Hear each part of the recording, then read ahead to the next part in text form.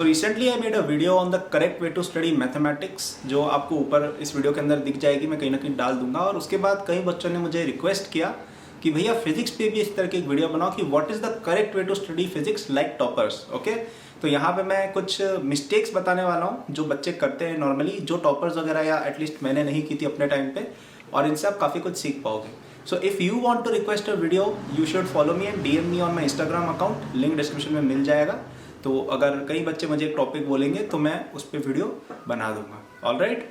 और if you are a JEE aspirant, NEET aspirant studying in class 9-10 then you should definitely check out AcadBoost app. यहाँ पे आपको कई सारे free resources तो है ही, और साथ ही में you will also get great courses for JEE, neat and all other exams till class 12th, जिनमें मैंने और मेरी टीम ने आपको पढ़ाया है बेहतरीन तरीके से। ठीक है, सो आपका जितना भी प्रिपरेशन का जितना भी जो भी होता है सारा उसके अंदर कवर हो जाएगा। So link of that is also given in description. और इस सब के बारे में मैं आगे भी बात करूंगा। अब आते हैं मुद्दे की बात पे कि how to prepare physics like toppers. Okay, तो सबसे पहली मिस्टेक जो आई थिंक बच्चे करते हैं फिजिक्स के अंदर वो है over emphasis on numericals. Okay, इसका मीनिंग क्या है, और ये चीज़ मैंने नोट की है कि जो बच्चे बहुत ज़्यादा कोचिंग मेथड फॉलो करते हैं उनके साथ बहुत ज़्यादा होता है।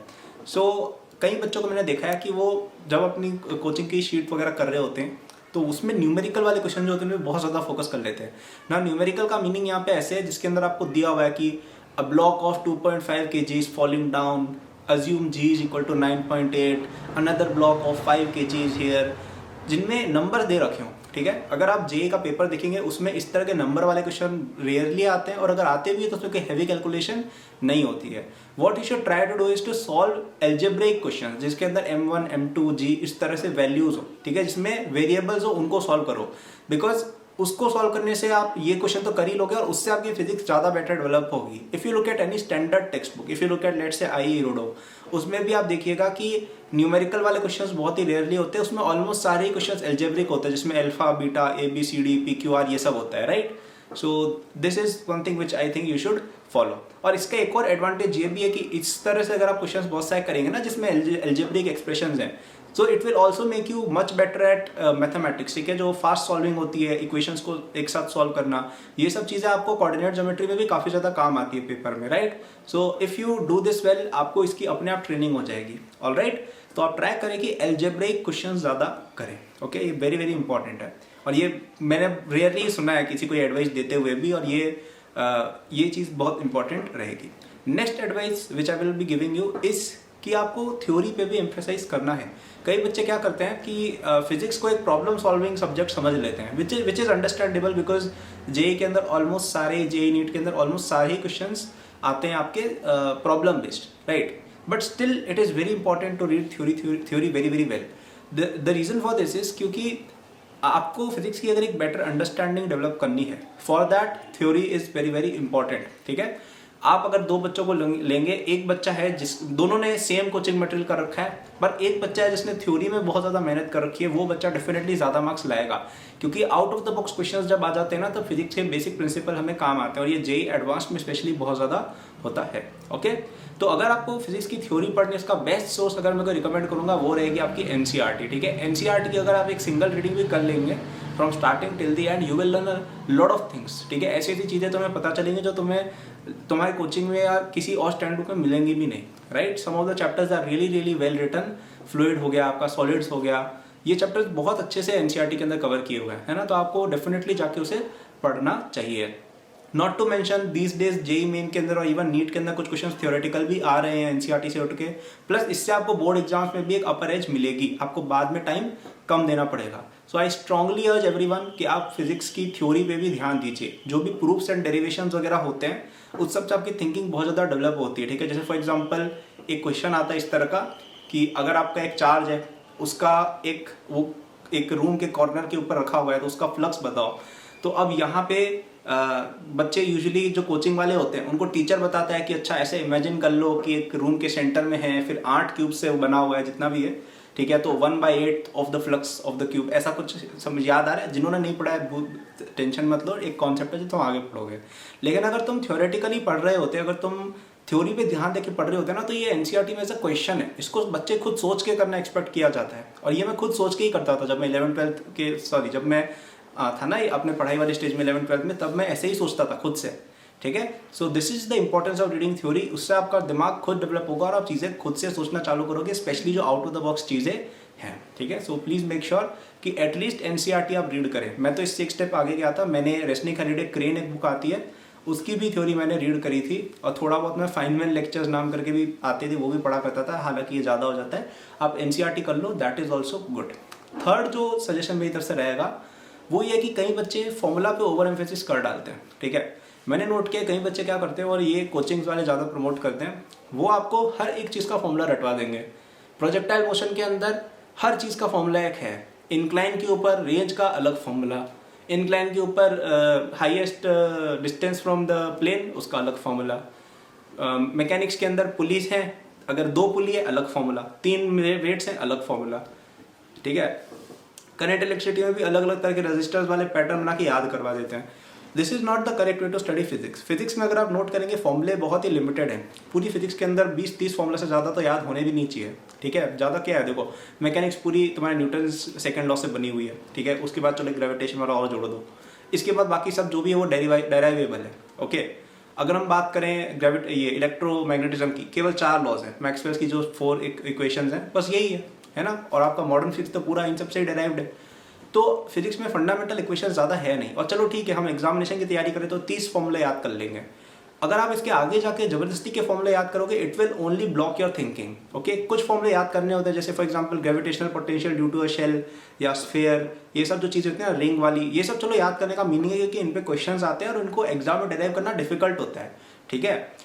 तो इनको हम याद कर सकते हैं। लेकिन अगर लेट से तुम हर चीज़ के अंदर याद कर रहे हो, जैसे मैंने तुम्हें एग्जाम्पल दिया था ना पहले कि भाई पुल्ली के अंदर भी अलग अलग कॉन्फ़िगरेशन का अलग याद किया, इंक्लाइन प्लेन पे अलग याद किया, तो then your brain will get cluttered, ठीक है। आपका दिमाग क्लटर हो जाएगा और आप कैलकुलेशन नहीं कर पाओगे। अगर इंक्लाइन प्लेन का क्वेश्चन आ भी गया जेईई एडवांस्ड के अंदर, तो उसकी कैलकुलेशन करना क्या कोई डिफिकल्ट है क्या? 2 एक्सेस बना लो और सॉल्व कर डालो बेसिक से एकदम। क्या ये डिफिकल्ट काम है? नहीं है, और तुम कर लोगे, राइट। तो इसमें जबरदस्ती क्यों हम इस तरह का फॉर्मूला डाल के उसको कॉम्प्लिकेट कर रहे हैं खुद के लिए, राइट। बेसिक से सोचो और बेसिक से चलो। मैं जब था 11th-12 में, मैं रेयरली कोई फॉर्मूला याद करता था। आपको स्टार डेल्टा वगैरह अगर पढ़ाया होगा करंट इलेक्ट्रिसिटी में, I never remember the formula for that. मैंने वो पहली बार क्लास 9th में वो कॉन्सेप्ट देखा था, मैंने तभी अपने टीचर को बोल दिया था कि सर ये फॉर्मूला एकदम it's a stupid formula, I will never remember it. और वो कभी काम भी नहीं आया, मेरे कभी काम नहीं आया 11th-12 अभी तक। कभी मैं आज कॉलेज में भी, हमारे इलेक्ट्रिकल के भी कोर्सेज थे, अभी तक मेरे कहीं काम नहीं आया स्टार डेल्टा, ठीक है। और बाकी चीज़ें भी है ना। So there are some basic formula, moment of inertia के हो गए, या जो चैप्टर के जो बेसिक फॉर्मूला होता है टॉ इक्वल टू आई अल्फा, ये सब तो यार याद हो ही जाते हैं, है ना। तो ये सब जो चीज़ें स्वाभाविक याद हो रही है, रिमेंबर देम। जबरदस्ती हमें ऐसे बैठ के रट्टा नहीं मारना कि फिजिक्स के फॉर्मूला को बैठ के याद कर रहे हो, जैसे कि XYZ formula for resistance XY, वो सब नहीं करना है, ठीक है। जो आपको फॉर्मूले डायरेक्टली याद हो रहे हैं उनको करिए और बाकी को रहने दीजिए। और ये स्पेशली ऑप्टिक्स में बहुत ज़्यादा होता है। ऑप्टिक्स में तो 50-50, 60-60 फॉर्मूले बच्चों को याद करा देते हैं कि इस तरह की कन्फिगरेशन में अलग फॉर्मूला, इस तरह कन्फिगरेशन में अलग फॉर्मूला, 3 लेंस आ गए तो अलग फॉर्मूला, 4 लेंस आ गए तो अलग formula. This is the height of stupidity.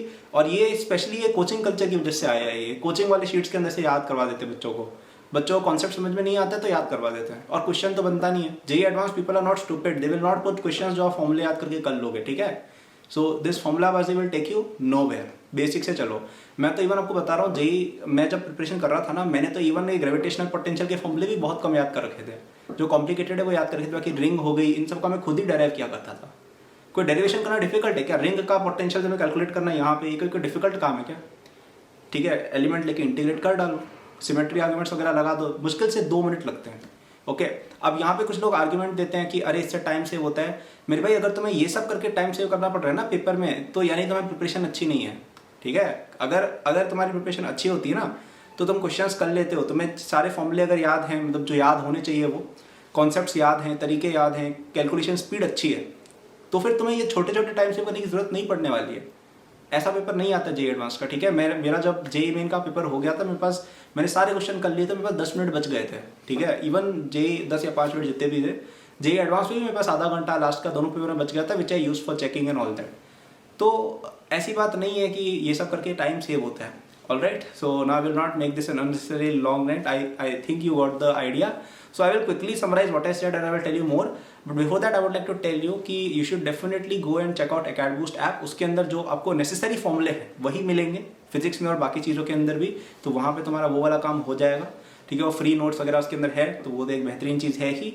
And you should definitely check out our courses as well. इन कोर्सेज के अंदर मैंने और मेरी टीम ने आपको पढ़ाया है, तो अभी तक आपने जो ये सब जो एडवाइस सुनी ना मैंने मुझसे, ये फॉलो करो, उन कोर्सेज के अंदर वही सब अपने आप इनकलकेट हो रखा है, ठीक है। तो आप जो रैंक लाना चाहते हो, आप चाहते हो कि हम IIT बॉम्बे चले जाए, हमारी रैंक अच्छी आ जाए, वो सारी चीज़ें मैंने करी हैं और फिर उस एक्सपीरियंस को मैंने उन कोर्सेज में डाला है। So they are definitely worth it. आप कई सारी नई चीज़ें सीखोगे कि एक टॉपर जब एग्जाम सॉल्व कर रहा होता है किस तरह की थिंकिंग रहती है, किस तरह से क्वेश्चंस को अप्रोच करने का मेथड रहता है, और पढ़ाई तो उसमें बेहतरीन है ही, ठीक है। तो जितनी भी DPP टेस्ट सीरीज है वो भी मैंने पर्सनली सारी देखी है कि वो अप्रोप्रिएट है टू द मार्क, उनके सॉल्यूशंस बेहतरीन है या नहीं, वो सारा मैंने पर्सनली चेक किया है। So you will definitely love it. So do check them out if you are JEE NEET 9th 10th, and we also have college courses as well. So link of that is given in description to check them out. Now I will quickly summarize what I said in this video.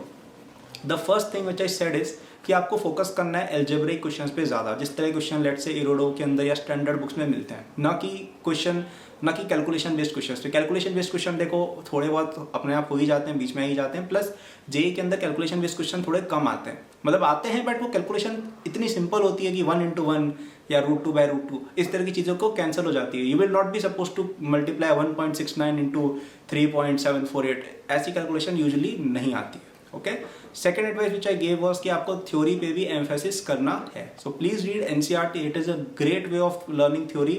और अगर आप केवल NCERT एक बार starting से लेके and तक read कर जाओगे विद गुड अटेंशन, आप उससे इतनी सारी चीज़ें सीखोगे कि आपकी प्रॉब्लम सॉल्विंग में भी काफ़ी बेनिफिट आपको होगा। Last and but not the least, I told you to avoid learning too many formula. Try to experience physics in a very raw manner. Okay, जो बेसिक फॉर्मूले हैं वो हम याद करेंगे हर चैप्टर में। लेट से 3-4-5 फॉर्मूले होते भी हैं कि विस्कोसिटी हो गई, स्टोक्स लॉ हो गया, ये सब चीज़ें याद करनी है, बिल्कुल करनी है, ठीक है। लेकिन उसमें ज़्यादा जबरदस्ती कूद के उसमें फॉर्मूले याद नहीं करने हैं। I think a good rule of thumb here is कि जो NCERT के अंदर फॉर्मूले दिए हुए ना वो सब याद कर लो, इसके बाद जो भी है वो इतना काम का नहीं है। ऑलराइट, NCERT में तो इवन आई थिंक फॉर्मूलों के ऊपर लिखा भी होता है नंबर, और बॉक्स भी बना होता है जहाँ तक मुझे याद है कि ये फॉर्मूला है, ठीक है। तो उनको याद कर लो, उसके बाद ज़्यादा जबरदस्ती याद करने की जरूरत नहीं है। So I hope you like this video. पसंद आए तो लाइक और सब्सक्राइब करना चैनल को। I will be making a lot of such videos for academics, JEE NEET, class 11, 12, blah blah blah, college, etc. And yeah, do check out everything which I mentioned, my Instagram, my app, everything is given in description if you want anything. Thank you, all the best, take care.